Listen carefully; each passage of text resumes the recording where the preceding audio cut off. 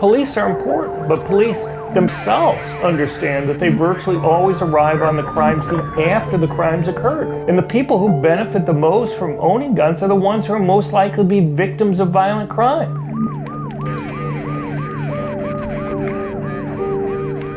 So Democrats have just taken control of Congress, and the first thing out of the gate is universal background checks. They definitely think that they have a solution to all of the mass shootings and all of the violence and gun violence. Isn't that a good idea? Isn't it? Shouldn't we get bad guys before they get their hands on a gun?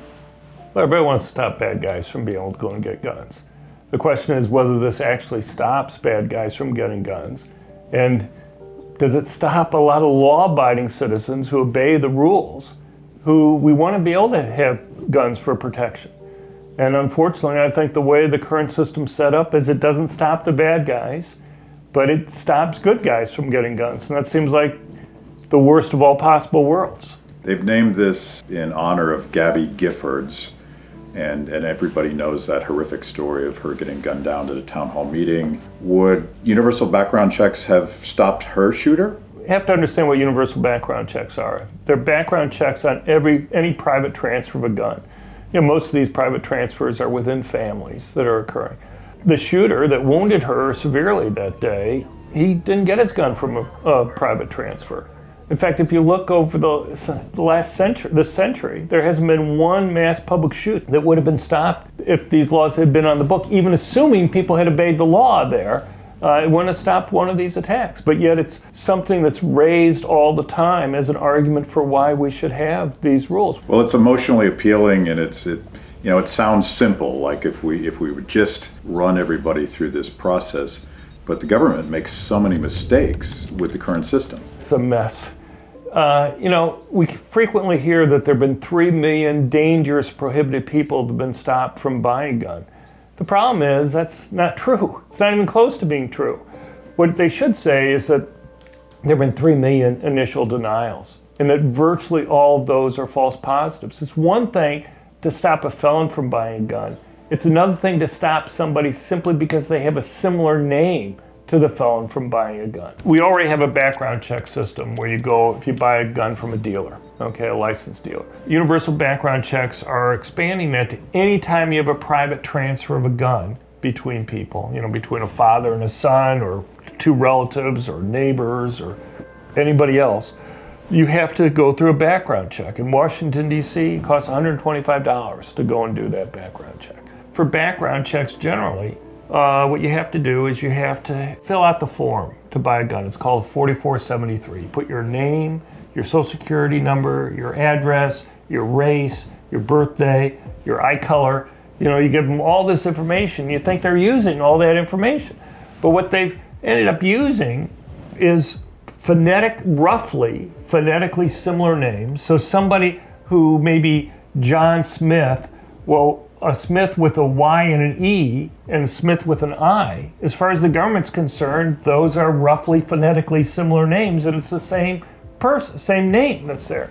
And then they'll look at birthdays, and many times they'll even look at, quote, similar birthdays. So if it's the same month and year, but it's a 8 rather than a 3 or something like that, they'll consider those similar types of birthdays that are there.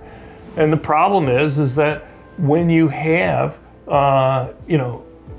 similar names or similar birthdays, you're going to get a lot of people who just have similar information to a felon, let's say, who you really want to stop from being able to go and obtain a gun. And the problem is that you end up, unfortunately, stopping a lot of law-abiding citizens who may really need a gun to protect themselves and their families. If a private company was able to go and just use the small amount of information, or rough information, roughly phonetically similar names or similar birthdays or things like that, Democrats would scream bloody murder, and they would tell you the reason is they're worried that it would harm minorities. Well, if it creates a problem there, why aren't we concerned about minorities being able to defend themselves and their families? So you said 3 million false positives. What happens if you end up on the wrong side of the background check and you can't get a gun, and you're legal, and you really want that gun to protect your family. Maybe you live in a rough neighborhood. What Right. happens? How do you get out of that box? Well, you can appeal, but the problem is the vast majority of people who try to go and appeal are going to have to hire a lawyer. And lawyers will charge anything from like $3,000 to $10,000 to go through this process. What they're doing is they're not only primarily stopping minorities, but they're stopping middle income and poor minorities primarily from being able to go and get guns. Poor people generally. If my research convinces me of anything, it's that poor people, particularly poor minorities who live in high crime urban areas, are the ones who benefit the most from having guns for protection. Police are important, but police themselves understand that they virtually always arrive on the crime scene after the crimes occurred. And the people who benefit the most from owning guns are the ones who are most likely to be victims of violent crime.